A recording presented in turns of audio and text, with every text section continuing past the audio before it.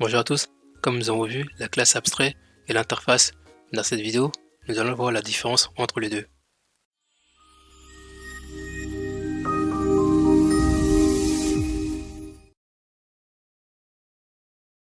Tout d'abord, nous allons commencer par la classe abstraite.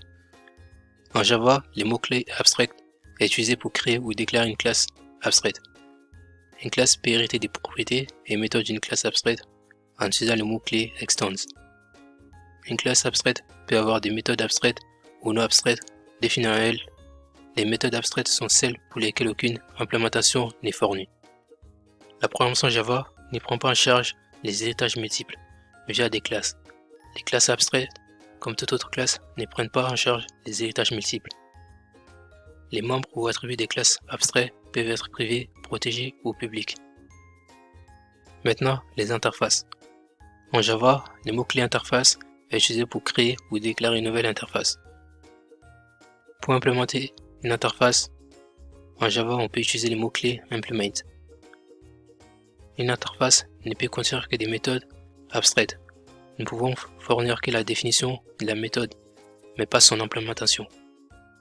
Prise en charge des héritages multiples en Java est fournie via les interfaces. C'est parce que les interfaces fournissent une abstraction complète.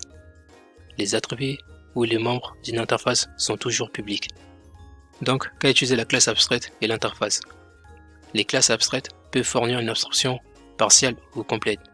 Les interfaces, en revanche, fournissent toujours une abstraction complète.